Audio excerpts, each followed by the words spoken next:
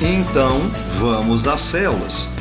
Olha, obviamente, nós teremos aí algumas videoaulas sobre conjuntivo, mais algumas videoaulas sobre conjuntivo devido à extensão do tecido, né? Ele é bem variado, bem diversificado. E nós veremos ao longo das videoaulas vários tipos de células com funções diferentes e formatos também diferentes. As que me interessam nesse momento, tá? Fibroblastos, mastócitos, macrófagos, plasmócitos, adipócitos e mesenquimatosas indiferenciadas, que também são chamadas de adventícias, tá? Essa lista seriam as células mais comuns do conjuntivo, as que você normalmente visualiza em vestibulares com mais frequência. Fibroblasto, mastócitos, macrófagos, plasmócitos, adipócitos e mesenquimatosas indiferenciadas ou adventícias. Que nome lindo! Mesenquimatosa indiferenciada ou adventícia, ok? Então veremos uma por uma, obviamente, nessa lista principal e no futuro, de acordo com as videoaulas, veremos outras células também com formatos diferentes e funções diferentes. A primeira, fibroblasto. Analisando ao pé da letra, fibroblasto, obviamente fibras, né? Esse termo blasto, muito usado na embriologia. Blasto quer dizer síntese, quer dizer produção. Então, vamos traduzir? Ao pé da letra, fibroblasto, síntese de fibras, quer dizer produção de fibras. Obviamente, é a célula mais importante do conjuntivo, né? Entre as que aparecem no vestibular, essa é a mais importante. Fibroblasto, produção de fibras. Ela produz as fibras do conjuntivo. Porque o fibroblasto é uma célula extremamente importante. Vamos recapitular e sempre repetir, ok? Fibroblasto, como dito anteriormente, fibras. Blasto quer dizer síntese, produção, construção. Ao pé da letra, fibroblasto, produção de fibras. Então seria uma célula muito importante, né? Essa célula fibroblasto realiza a produção das fibras do conjuntivo. A fibra colágena, a fibra elástica e a fibra reticular. Porém, vamos a algumas considerações gerais, tá? Não são fibras proteicas, na verdade, fibras proteicas compostas de proteínas. Então, na verdade, não é que o fibroblasto produz apenas a fibra. Ele sintetiza as proteínas que compõem as fibras. Além das proteínas das fibras, outras proteínas que fazem parte da composição do conjuntivo. Por isso, fibroblasto, produção de fibras. Repetindo, fibroblasto, produção de fibras. Não são fibras proteicas, não é isso? Na verdade, o fibroblasto sintetiza as proteínas das fibras e outras proteínas que também compõem o conjuntivo, ok? Uma pergunta interessante, se eu perguntar assim para você.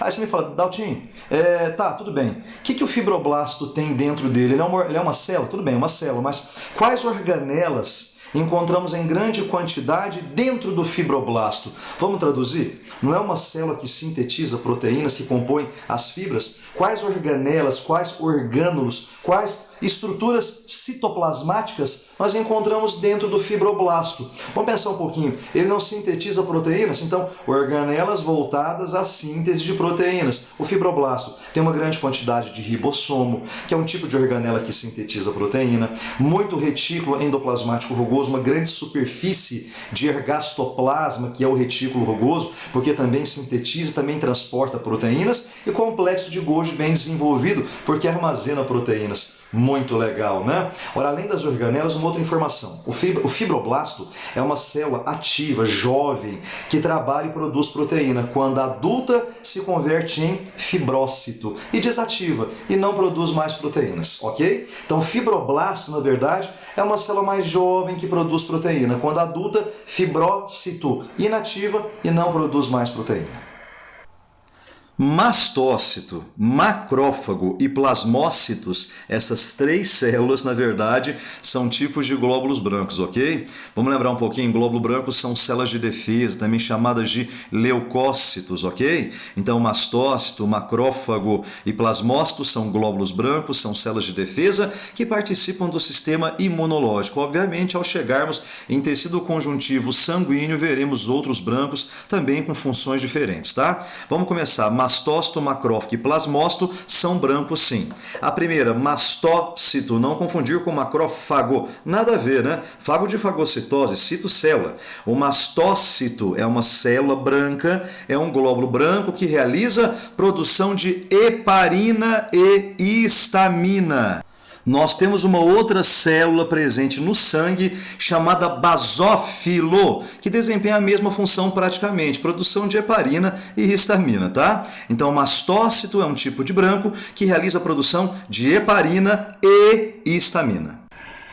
A heparina é uma substância anticoagulante, enquanto a histamina tem uma função mais antialérgica e anti-inflamatória, ok? Mas vamos recapitular. Mastócito, macrófago e plasmócito são tipos de glóbulos brancos, são células de defesa, tá? Mas fala mais alto, mas tem tanto branco assim, cada branco defende seu corpo de uma forma diferente. E nós veremos outros quando chegarmos em sangue, tá? Mas por enquanto, o mastócito, o macrófago e o plasmócito são exemplos de glóbulos brancos, sim. O mastócito, a começar por esse, o mastócito, ele produz heparina, que é uma substância anticoagulante, e a histamina, que atua como antialérgica e anti-inflamatória. Como comentado, existe um tipo de branco presente no sangue chamado de basófilo, que a função praticamente é a mesma, produção de histamina e heparina. De forma bem corriqueira, para você começar a pensar um pouco comigo, não é que é a mesma coisa não, mas o vestibular joga de uma forma bem direta, bem tranquila. O basófilo fica no conjuntivo, sanguíneo, no sangue. Esse basófilo no sangue produz heparina e histamina. Esse basófilo migra da corrente sanguínea para o tecido conjuntivo propriamente dito, que é um tipo de conjuntivo.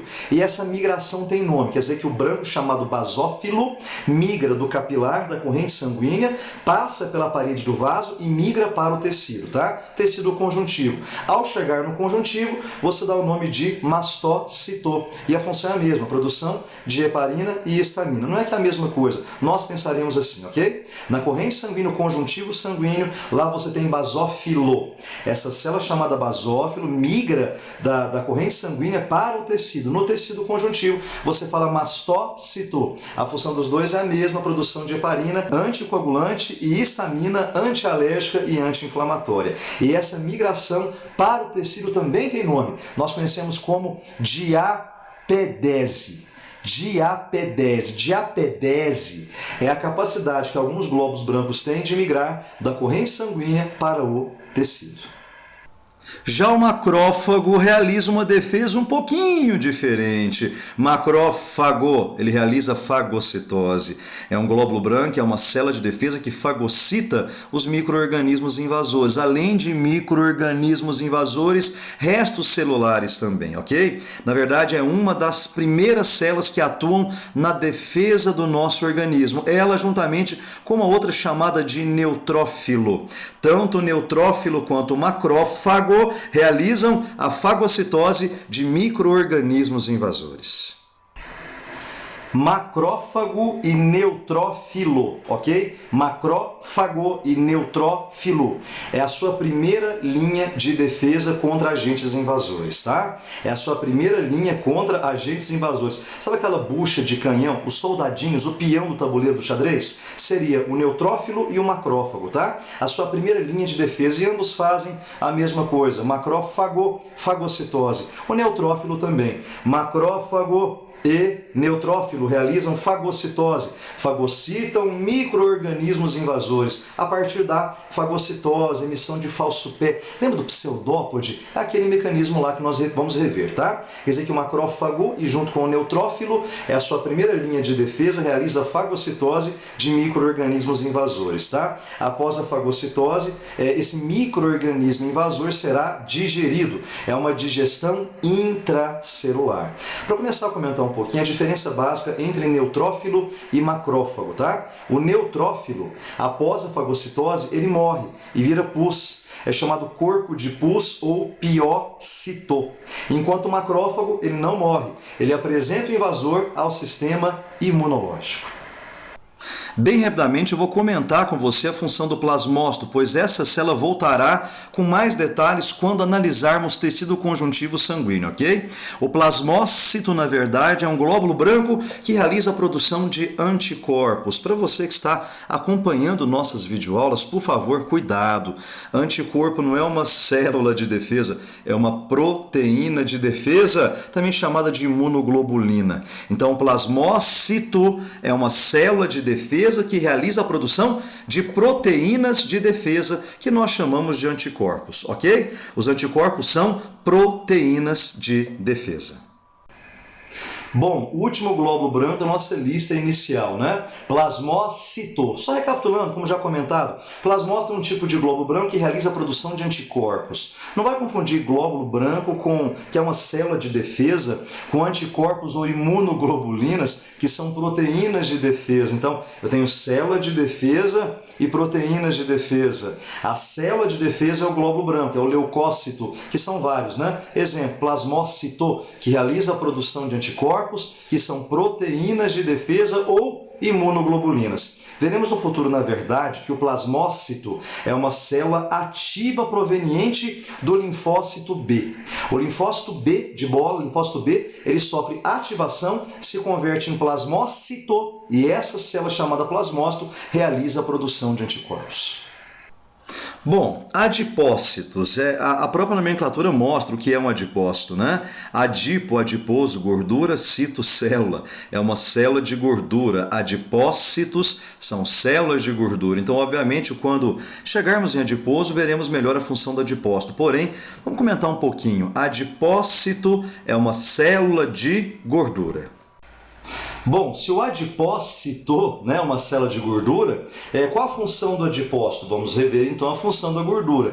Bem rapidamente, porque aprofundaremos melhor quando chegarmos em tecido adiposo, que é um tipo de conjuntivo, ok? Então, adipócito é uma célula de gordura. Gordura, primeiro, reserva energética, não é isso? Quando nós nos alimentamos um pouco mais do que deveríamos nos ter alimentado, né? Aparece um excesso de peso na gente, um charminho, não é isso? Uma fofura, não é assim? Gordura é reserva energética, primeira função para o adipócito. Segundo, a gordura é isolante térmica. Perceba que quem possui um pouco mais de charminho, de fofura, sente menos frio, porque a gordura é isolante térmica, um pouco mais de gordura isola o calor. E terceira função, a gordura amortece impactos, amortece choques. A palma da mão é super macia, a planta do pé é macia, isso é gordura que amortece choques e amortece impactos, tá? Então, três principais funções para a gordura, que faz parte do adipócito, que é a célula de gordura. Reserva energética, isolante térmica e amortece choques mecânicos.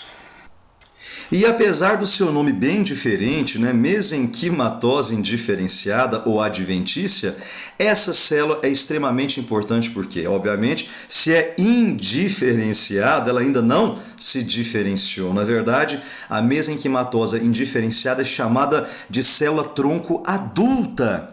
E essa célula tronco adulta ela é multipotente. Como assim multipotente? Ela se diferencia em outras células do conjuntivo, tá? Então, na verdade, olha a importância dela, é uma tronco, só que é uma tronco adulta, presente apenas no conjuntivo, ok? É uma multipotente. O que é uma multipotente? Essa mesenquimatose indiferenciada ou adventícia é capaz de se diferenciar em outras células do conjuntivo. Recapitulando então apenas a última célula da nossa lista bonitinha inicial, né? Célula mesenquimatose indiferenciada ou adventícia. Acabei de comentar com você, né? Já que ela é indiferenciada, ela ainda não se diferenciou, obviamente, não é? Se ela é indiferenciada, ela vai se diferenciar em outras. Ela origina outras células. Célula indiferenciada, que é capaz de se diferenciar, originar outras células, é uma tronco, não é isso? Só que essa mesenquimatose indiferenciada não está no tecido conjuntivo, é uma célula tronco, então, adulta e não embrionária. Na fase da embriologia, na mórula, por exemplo, nós encontramos células tronco embrionárias. Na fase adulta, células tronco adultas no conjuntivo. Qual a diferença das duas? A diferença primordial das duas. A tronco embrionária é chamada pluripotente, origina qualquer tipo de célula. Já essa tronco chamada adulta, ela é multipotente. Qual a diferença de pluri para multipotente? A mesenquimatose indiferenciada ou adventícia, ela é multipotente, ela é capaz de se diferenciar em algumas células e não em todas. A tronco embrionária pluripotente é capaz de se diferenciar em qualquer outro tipo de célula. Enquanto a mesenquimatose indiferenciada ou adventícia, ela é multipotente, se diferencia em apenas algumas células e não em todas as células. Muito legal, né? E aqui no conjuntivo ela se transforma em algumas e não em todas também, ok? Após essa lista muito bonitinha, vamos classificar o conjuntivo. Vou te mostrar a partir de agora como é variado o conjuntivo, como ele é diversificado. E é o tecido mais diversificado que nós possuímos, tá? São vários tipos de conjuntivos. Dá uma olhadinha na imagem. O conjuntivo, obviamente, sendo mais diversificado, apresenta, obviamente, uma classificação um pouco mais complicada, né? Olha que interessante essa figura, ela mostra vários tipos de conjuntivo que nós veremos nessa videoaula e nas próximas videoaulas, tá? O tecido conjuntivo propriamente dito, do tipo frouxo, temos o frouxo e temos o denso também, chamado de fibroso e tendinoso, são dois diferentes. Temos o tecido adiposo, que é um tipo especial de conjuntivo, tá vendo? Sangue é um tipo de conjuntivo, a cartilagem é um tipo de conjuntivo, o osso é um tipo de conjuntivo. Perceba que existe uma grande diversificação quando nós analisamos o conjuntivo. Essa figura praticamente inteira mostra o que é um conjuntivo. Agora, olha que linda essa figura para revisarmos a matéria, né? O conjuntivo tem células, tá vendo? Diferentes. É o chamado polimorfismo, macrófago, fibroblasto, legal, né? Então nessa figurinha aqui a gente pode visualizar mais uma vez o que é um conjuntivo. Células diferentes, com funções diferentes, macrófago, fibroblasto, e elas se encontram dispersas. Já que a gente se encontram dispersas, tem muito espaço entre elas, cabe muita substância entre elas. Uma parte líquida chamada de amorfa, muito comum no sangue, né? Porque ele é líquido, a gente vai comentar um pouquinho mais sobre isso aqui. E as fibras, tá vendo? São três tipos de fibras, a colágena, a elástica e a reticular. Vamos repetir? Tecido tem células diferentes, polimorfismo, dispersas, portanto muito espaço entre elas, cabe muita substância entre elas. A parte mais aquosa, muito mais comum no sangue, né? Seria a substância amorfa, e as fibras também, que são três tipos de fibras, as colágenas, as elásticas e as reticulares. Então perceba como o conjuntivo é diversificado. Ok por enquanto? Viu que grande variedade o conjuntivo possui? São vários conjuntivos, né?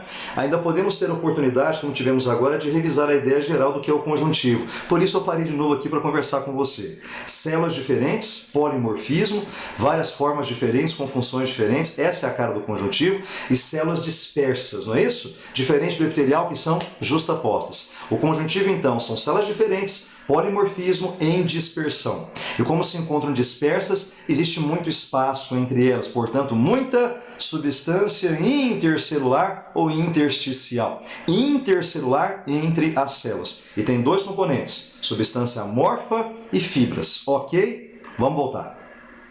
Então, aqui está a lista completa, né, dos principais tecidos conjuntivos. É uma classificação obviamente mais complicada quando você compara com o tecido epitelial.